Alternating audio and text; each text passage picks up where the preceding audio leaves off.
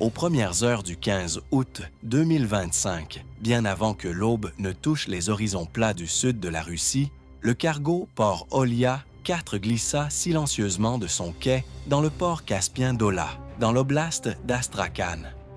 Pour quiconque l'observait depuis le quai, c'était une scène routinière.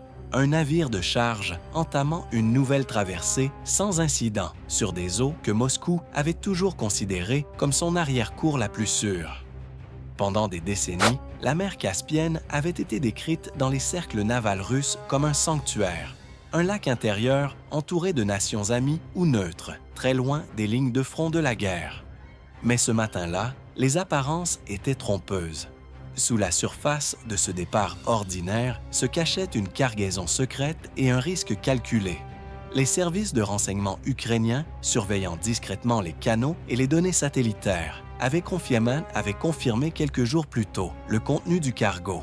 Des moteurs de drones Shahed, fournis par l'Iran, des unités de guidage et des caisses de munitions, les mêmes composants qui alimentèrent la campagne russe de frappe à longue portée contre les villes et les infrastructures ukrainiennes. Chaque moteur à bord représentait un autre drone pouvant plonger sur Odessa ou Kiev. Chaque caisse de munitions menaçait un autre blackout, une autre sirène d'alerte aérienne, un autre immeuble détruit. Pour Moscou, ce voyage était essentiel et, croyait-elle, intouchable. La logique semblait irréfutable. La Caspienne est une mer fermée, à des centaines de kilomètres de toute côte de l'OTAN ou de l'Ukraine. Ces eaux ne sont partagées qu'avec les partenaires de la Russie, le Kazakhstan au nord, le Turkménistan au sud-est, l'Iran au sud et l'Azerbaïdjan à l'ouest. Les commandants russes supposaient que la géographie elle-même faisait office de bouclier. Ils n'assignèrent pas d'escorte, ne réajustèrent pas la couverture de défense aérienne et n'imaginèrent pas qu'un ennemi puisse atteindre un point si éloigné. Même l'équipage du port Olia 4, buvant du thé dans la cuisine, se sentait isolé du chaos du front. Mais à des centaines de kilomètres de là, loin de la surface calme de la Caspienne, des opérateurs de drones ukrainiens suivaient chaque mouvement du cargo. Bien avant que le navire ne quitte le port, ils avaient tracé et préprogrammé des itinéraires de vol. L'arme choisie pour cette mission n'était pas un quadricoptère standard. C'était un drone d'attaque longue porté spécialement conçu, avec un fuselage en matériaux composites pour la furtivité, une signature radar réduite imitant un oiseau marin et un moteur réglé pour produire presque aucun bruit à basse altitude. Il n'avait pas été envoyé seulement pour détruire une cargaison. Il avait été envoyé pour transmettre un message. La trajectoire du drone traversa des failles dans le réseau radar intérieur de la Russie, longeant les vallées fluviales et les zones boisées, frôlant les steppes pour rester invisible aux capteurs terrestres. Lorsqu'il atteignit le bassin de la Caspienne, il avait déjà traversé des centaines de kilomètres d'espace aérien russe sans être détecté. Au-dessus de l'eau sombre, il descendit à la hauteur des cimes des arbres, ou plutôt des vagues, tandis que ses systèmes de navigation s'ajustaient en temps réel au vent et à l'humidité. Pour les opérateurs de défense aérienne russes, qui scrutaient le ciel à la recherche de bombardiers à haute altitude ou de trajectoires balistiques, l'intrus lent et discret était invisible. À 4h17 précises, le drone entama son approche finale. Sur la passerelle du port Olia 4, l'équipage restait inconscient du danger, concentré sur des vérifications de routine et des communications radio. L'horizon demeurait sombre, à peine éclairé par la faible lueur de l'aube à l'est.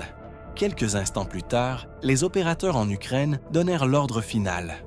Le drone accéléra, verrouilla sa cible sur le flanc tribord du cargo et s'écrasa juste en avant de la superstructure. La détonation fut chirurgicale et dévastatrice. Les caisses en bois dans la cale, empilées du sol au plafond de moteurs Shahed et de munitions, s'embrasèrent dans une réaction en chaîne. Les flammes enveloppèrent le pont en quelques minutes. Une épaisse fumée noire s'éleva, capturant les premiers rayons du soleil et transformant l'horizon tranquille de la Caspienne en une silhouette enflammée, visible à des kilomètres. Les autorités portuaires d'Astrakhan, stupéfaites par les appels radio du navire sinistré, les rejetèrent d'abord comme des erreurs ou des incidents mineurs. Après tout, qui oserait? Mais à 4h25, à peine 8 minutes après avoir quitté son quai, le port Olia 4 brûlait de la proue à la poupe. Ce que Moscou considérait comme impossible venait de se produire. Soutenez les marins qui risquent tout pour que nous puissions vivre en paix. Abonnez-vous et partagez. Pour la marine russe, ce n'était pas une simple humiliation, c'était une révélation.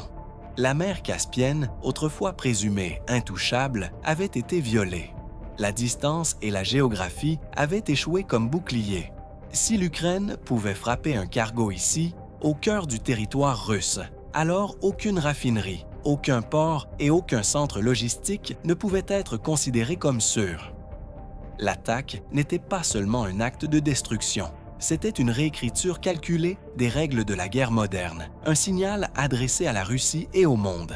Les sanctuaires sont des illusions et aucun endroit n'est hors de portée. Les opérateurs à Astrakhan gardaient leur radar orienté vers l'extérieur, attentifs aux trajectoires balistiques, aux menaces hypersoniques ou aux avions à haute altitude traversant le ciel. Ce à quoi ils ne s'attendaient pas, c'était un intrus patient et lent, traînant une ogive petite mais létale, à seulement quelques mètres des vagues. Lorsque l'attaque survint, elle fut impitoyablement précise. Le drone ukrainien s'écrasa contre le flanc tribord du port Olia 4, juste devant la superstructure. L'ogive explosa à l'intérieur de la cale de chargement, directement au milieu des caisses en bois empilées du sol au plafond, chacune remplie de moteurs Shahed fournis par l'Iran, de composants électroniques et de munitions. Le résultat fut catastrophique. À 4h35 ce matin-là, moins de 10 minutes après l'impact, le navire brûlait de la proue à la poupe. Une épaisse fumée noire s'élevait vers le ciel, capturant la faible lueur de l'aube, tandis que des flammes oranges dansaient sur la ligne de flottaison, transformant l'horizon caspien d'avant l'aube en un enfer flottant. Des appels de détresse frénétiques crépitaient à la radio. Les membres d'équipage criaient les uns par-dessus les autres, désorientés par le choc et la rapidité du désastre. Mais les autorités portuaires russes, encore attachées à leur vieille certitude, refusèrent d'abord de croire ce qu'elles entendaient. Un drone ukrainien, dans la Caspienne, impossible. Mais c'était très possible, car cela venait de se produire. L'attaque contre le port Olia 4 ne s'est pas produite dans le vide. Pour comprendre pourquoi l'Ukraine prendrait le risque de frapper si profondément en territoire russe, il faut comprendre la géographie et la psychologie de la mer Caspienne, et pourquoi Moscou la considérait comme intouchable. Sur une carte, la Caspienne ressemble à un lac surdimensionné, scellé du reste du monde. Pas de détroit la reliant aux eaux de l'OTAN, pas de littoral ukrainien. Ces 5 États riverains, la Russie, le Kazakhstan, le Turkménistan, l'Iran et l'Azerbaïdjan, formaient, aux yeux de Moscou, un club fermé et contrôlable. Pour les planificateurs russes, cette géographie équivalait à la sécurité. Elle permit à Astrakhan et aux ports voisins, Dola, de devenir discrètement des centres logistiques vitaux. Le port Olia 4 ne transportait pas seulement une cargaison, il transportait l'avenir de l'effort de guerre russe. Chaque moteur dans sa cale représentait un autre drone Shahed, capable de plonger sur une centrale électrique ukrainienne. Chaque circuit imprimé annonçait une autre nuit de sirènes anti-aériennes sur Kiev. Pour les services de renseignement ukrainiens, attaquer ce navire n'était pas un geste symbolique. C'était un coup direct à l'artère qui alimentait la campagne de terreur aérienne russe. Pendant des années, les commandants russes avaient détourné des ressources pour défendre leurs opérations en mer Noire, où les drones navals ukrainiens et la surveillance occidentale rendaient en chaque traversée périlleuse. Mais la Caspienne, c'était leur lac privé, ou du moins le pensaient-ils. Ils se passèrent de convois, d'escortes superposées ou de surveillance renforcée. Cette complaisance fut précisément ce qui rendit l'attaque si dévastatrice. La géographie, autrefois considérée comme un bouclier, s'avéra être un mirage.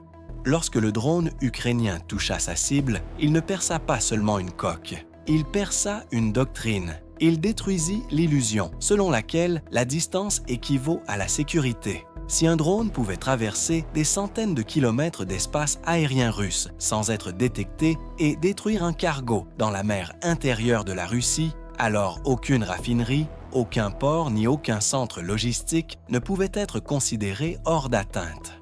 Pour Kiev, le message était délibéré et sans équivoque. Les sanctuaires n'existent pas.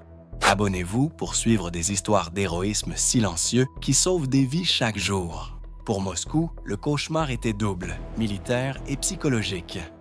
L'orgueil fut blessé autant que le navire. En quelques heures, les médias d'État russes s'empressèrent de contenir les conséquences. Les premiers rapports furent vagues. Un incendie à bord d'un navire civil dans l'oblast d'Astrakhan est en cours d'investigation. Aucune menace pour la navigation. La version officielle évita toute mention de drones, de sabotage ou d'implication ukrainienne. Mais à l'ère des images satellites commerciales et du partage instantané de l'information, ce genre de récit a une durée de vie limitée. Le lendemain matin, le renseignement ukrainien publia des images aériennes, le cargo hors d'usage, à moitié submergé à son quai, des traces de fumée couvrant son pont et une nappe de carburant s'étendant à la surface de la Caspienne. Le message était indéniable et visible dans le monde entier. Des analystes dans les capitales occidentales soulignèrent que l'Ukraine avait élargi le champ de bataille sans en élargir les frontières. La Russie, quant à elle, se retrouvait face à une vérité inconfortable. Chaque zone sûre sur laquelle elle avait un jour compté était désormais une cible potentielle. La mer Caspienne, autrefois un lac privé dans l'imaginaire russe, était, à partir de ce jour, simplement une autre ligne de front. Les fournisseurs de satellites indépendants confirmèrent ce que le renseignement ukrainien avait déjà rendu public. Le port Tolia 4 était hors service, à moitié submergé et perdant du carburant dans la mer Caspienne. Les preuves étaient indéniables. Il ne s'agissait pas d'une panne mécanique. Le navire avait été frappé, et frappé avec force.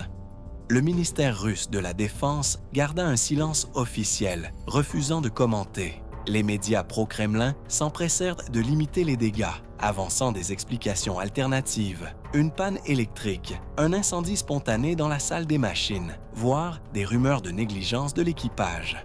Pourtant, ces récits s'effondrèrent rapidement sous le poids des images haute résolution, des données de suivi maritime et des témoignages directs. Les observateurs internationaux s'approprièrent de l'affaire. Des analystes occidentaux la qualifièrent de moment décisif, une démonstration de la maturité technique croissante et de l'audace stratégique de l'Ukraine. Frapper au cœur de la Caspienne n'était pas un coup publicitaire, c'était une preuve tangible.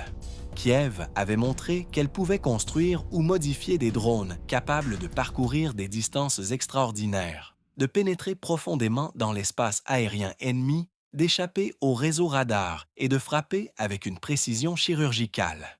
Si l'Ukraine pouvait atteindre Port Olia, qu'est-ce qui l'empêcherait d'attaquer des raffineries, des chantiers navals ou même des bases navales ailleurs sur la côte caspienne? Pour la marine russe, les implications étaient glaçantes. La flottille de la Caspienne avait toujours été considérée comme une force secondaire, utile pour lancer des missiles de croisière dans les premières phases de la guerre, mais par ailleurs un havre sûr. Soudain, ce calcul s'effondra. Chaque navire à l'ancre, chaque convoi chargeant des munitions, chaque entrepôt portuaire devenait une cible potentielle. Il faudrait détourner des ressources de défense, déplacer des batteries antiaériennes depuis d'autres fronts, prolonger les itinéraires de patrouille, assigner des escortes même aux missions de ravitaillement routinières. La logistique, le pilier silencieux de la campagne russe, venait de devenir exponentiellement plus complexe. Du jour au lendemain, les répercussions politiques dépassèrent largement Moscou. Téhéran observait la situation avec une attention soutenue. La stratégie iranienne, consistant à fournir discrètement des drones Shahed à la Russie, reposait sur le maintien de la sécurité du corridor caspien. Si l'Ukraine pouvait couper ou même menacer cette ligne vitale, l'influence de l'Iran et les options de la Russie se trouveraient réduites. Des rapports circulèrent selon lesquels des conseillers iraniens exhortaient Moscou à renforcer les défenses portuaires, redoutant de nouvelles attaques susceptibles de couler des cargaisons avant leur arrivée sur le sol russe. Aimer et partager pour les hommes et les femmes qui transforment le danger en travail d'équipe. une guerre psychologique qu'une frappe physique, destinée à obliger les commandants russes à repenser le sens du mot « arrière ». Le message était sans équivoque. La distance n'équivaut pas à la sécurité. L'attaque envoya également un signal puissant aux alliés de l'Ukraine. Depuis des mois, les capitales occidentales débattaient pour savoir si leur soutien, financier, militaire et logistique, faisait réellement la différence. Les restes fumants du port Olia 4 en constituaient une preuve irréfutable. L'Ukraine pouvait innover, s'adapter et frapper de manière asymétrique, même sans une grande marine ni des arsenaux de missiles à longue portée. Un drone construit dans des ateliers et guidé par des opérateurs expérimentés venait de pénétrer l'un des sanctuaires supposés de la Russie. Les conséquences résonnèrent sur les cartes stratégiques. La chaîne logistique russe avait été saignée. Son mythe de sanctuaire, soigneusement entretenu pendant des années, était réduit en miettes. L'Ukraine, d'un seul coup audacieux, avait redessiné la géographie mentale de la guerre. La géographie avait toujours été l'un des grands alliés de la Russie. D'immenses distances, des territoires intérieurs profonds et des défenses en couches avaient donné à Moscou la confiance que certaines zones restaient hors de portée de l'Ukraine. Cette supposition s'était évanouie. Désormais, chaque raffinerie, port et centre logistique, même au cœur de la Russie, devrait être considérée comme vulnérable. Pour Kiev, la valeur dissuasive était immense. « Nous pouvons vous atteindre partout » n'était pas qu'une fanfaronnade. C'était une déclaration de capacité opérationnelle et de résilience nationale. Pour Moscou, c'était un casse-tête stratégique qui se multipliait à chaque kilomètre de côte et à chaque navire autrefois jugé sûr. Le port Olia 4 se croyait intouchable. Il ne l'était pas. Il avait défié l'Ukraine de prouver le contraire et en paya le prix. Commentez OLA si vous êtes impressionné par son travail sous une telle pression.